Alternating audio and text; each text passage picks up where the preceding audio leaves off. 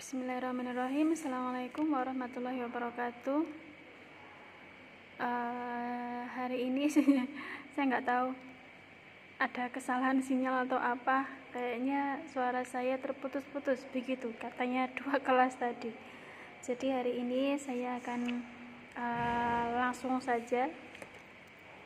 Bismillahirrahmanirrahim.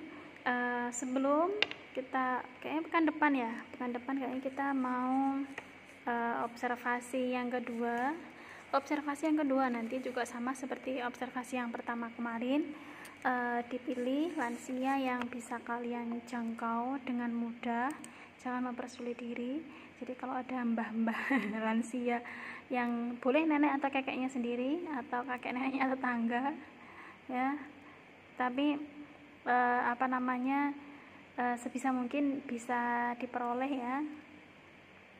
Nah kan, Bu, tidak jelas suaranya. Ya. Baiklah. Saya usahakan. Tapi kalau keadaannya seperti ini, ya, mari kita memaklumi keadaan ini.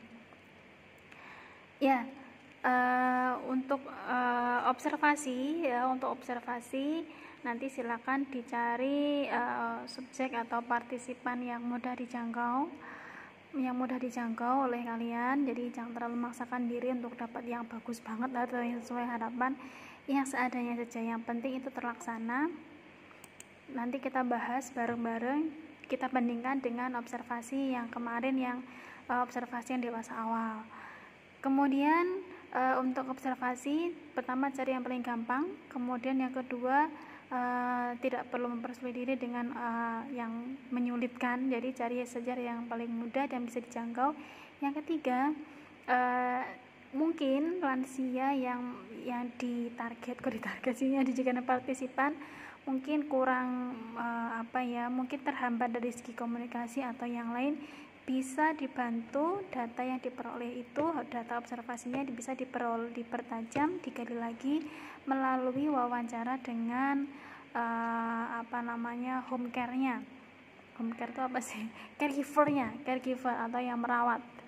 Kalau hidup dengan atau tinggal dengan putranya atau anaknya, silakan ditanyakan juga. Atau kalau memang neneknya sendiri, ya bisa dideskripsikan apa yang diketahui. Itu.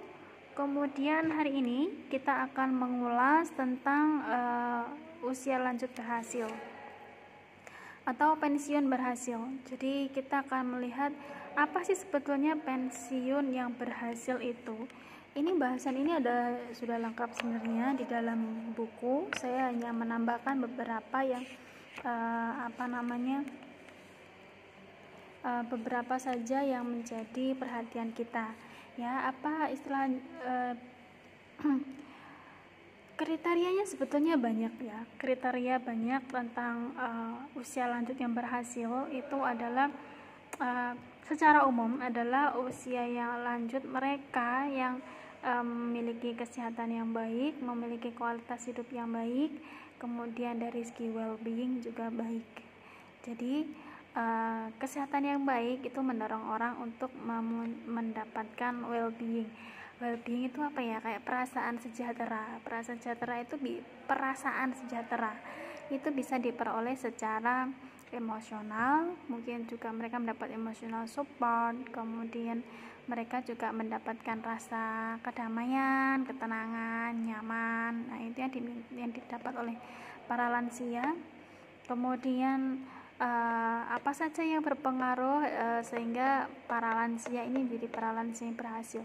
Sebenarnya lansia berhasil ini bisa ditelusuri dari pemikiran bahwa lansia, jadi perspektif yang berpengaruh adalah lansia ini seberapa berhasil itu adalah bisa dilihat dari perspektifnya. Jadi kalau selama ini mungkin kita menjumpai, kita mendengar, kita mungkin melihat sendiri atau mengamati sendiri bagaimana para lansia menghabiskan waktu. Semakin berkualitas yang mereka lakukan, itu mereka semakin berhasil. Artinya kita mungkin melihat para lansia itu sekedar duduk-duduk, kemudian menghabiskan waktu dengan aktivitas yang tidak produktif atau aktivitas yang ya sekedar duduk ngobrol, kemudian tidak ada aktivitas-aktivitas yang aktivitas-aktivitas yang memberikan dampak yang positif secara real. Kalau ngobrol aja kan kadang-kadang mereka cenderungnya bergosip kayak gitu kan. Atau kalau mereka bukan ngobrol,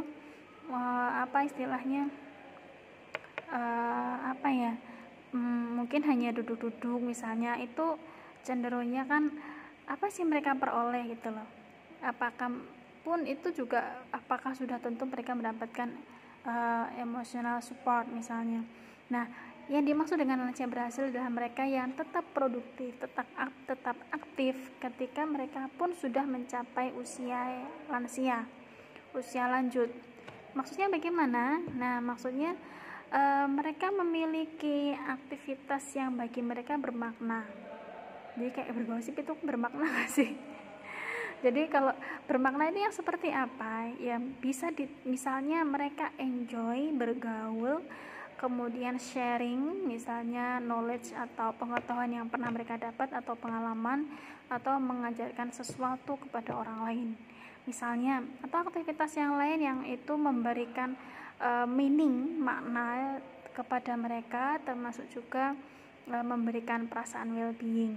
Misalnya lansia yang berkebun misalnya, menikmati hidupnya ya, tidak mengeluh misalnya. Beda kan orang yang mengeluh dengan lansia yang kata-katanya itu selalu mengeluh, badannya yang sakit, pusing, gampang capek, atau anaknya kenapa, tetangganya kenapa, ayamnya kenapa, semuanya dikeluhkan, pengeluh gitu ya. Nah, lansia yang berhasil bukan mereka yang pengeluh, tapi mereka yang apa yang mereka miliki itu yang mereka optimalkan, itu yang mereka rasakan. Jadi berkebun itu dengan hati yang riang, berkebun itu dengan hati yang senang, menikmati hasilnya, itu lansia yang berhasil. Kemudian mungkin juga mereka membagikan pengalaman atau sharing ilmu yang mereka miliki, knowledge misalnya, dengan misalnya mengaji misalnya, atau membimbing, atau kalau misalnya di luar negeri itu di beberapa tempat itu lansia dikaryakan secara sukarela itu menjadi motivator atau menjadi penasehat misalnya. Jadi tempat untuk mereka sharing, karena ada sesuatu yang mereka miliki yang belum tentu dimiliki oleh orang-orang pada fase sebelumnya, yaitu wisdom, wise. Mereka menjadi lebih wise, lebih bijak, karena mereka sudah bisa melihat apa sih yang bisa berhasil dan tidak berhasil dalam hidup ini. Tentu saja mereka yang cenderung terlibat dalam hal ini adalah mereka-mereka yang pernah mencetak keberhasilan di dalam hidupnya, dan senantiasa mereka punya keinginan untuk maju, selalu belajar, semangat untuk selalu positive thinking misalnya, sehingga mereka akan mampu memberikan energi yang positif kepada orang lain. Jadi kalau mereka didatangi misalnya kayak apa ya, bayangin kayak mentor gitu ya, mentor, coach atau tutor misalnya, atau coach biasanya pelatih misalnya, mereka akan memberikan saran-saran. Misalnya mereka pebisnis misalnya, mereka memberikan saran-saran, investasi yang bagus seperti apa misalnya, kemudian kesehatan yang bagus itu nasihatnya seperti apa misalnya, sehingga mereka ini banyak sharingnya, dan mereka lebih wise juga. Di satu sisi wise-nya itu kenapa? Karena mereka wise itu mereka bisa dengan seluruh pengalaman yang mereka miliki dalam hidup itu, mereka mampu mengambil saripati kehidupan, kemudian mereka menyimpulkannya. Nah, mereka membuat sintesis dari itu. Jadi seperti orang yang mengambil benang, meminta, kemudian menenunnya sehingga menjadi hasil tenunan yang bagus misalnya. Mereka mampu seperti itu dan mereka wise, makanya nasihat itu dari mereka itu selalu didengar seperti itu.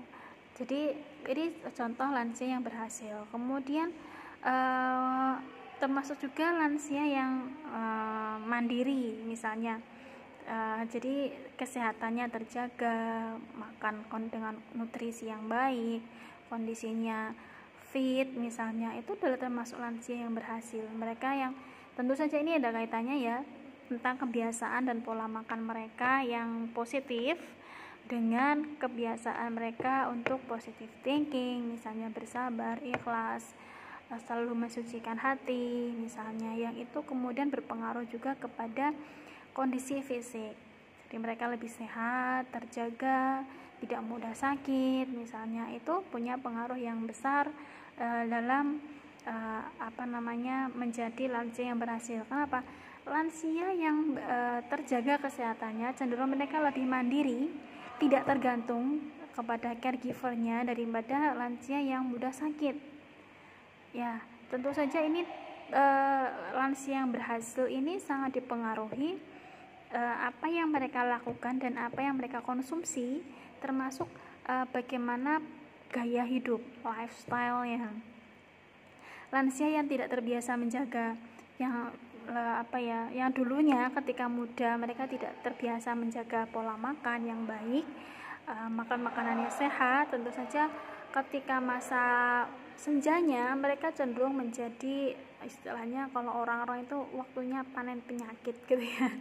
Masa mudanya dihabiskan dengan makan makanan yang tidak terjaga dengan baik, dengan nutrisi-nutrisi yang kurang, sehingga secara fisik itu mereka lebih mudah drop misalnya, jadi mengeluh sakit inilah sakit itulah, yang akhirnya sering mengeluh itu juga memberikan persepsi bahwa mereka tuh badannya semakin sakit. Jadi semakin mereka mengeluh, badan itu terasa semakin sakit. Ini memperbesar tumbuhnya atau munculnya gejala-gejala psikosomatis. Jadi gejala badan itu terasa sakit, merasa sakit, padahal sebetulnya tidak, karena itu dipengaruhi oleh namanya persepsi. Jadi psikosomatis, jadi lansia yang cenderung psikosomatis ya tentu saja mereka lebih butuh effort untuk well-being ya, karena mereka merasakan badan yang tidak nyaman misalnya, itu sudah sangat menyiksa, seperti itu. Nah, dari mana dipengaruhi para lansia yang berhasil itu?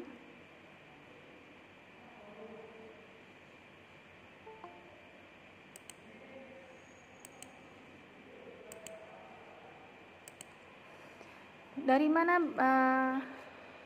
lansia yang berhasil itu ya? Nah, ini dipengaruhi oleh yang namanya, salah satunya adalah kepribadian, tipe-tipe kepribadian ya. Sehingga memang apapun tipe kepribadiannya, memang diharapkan setiap individu itu mampu memberi mampu mereka mengembangkan skill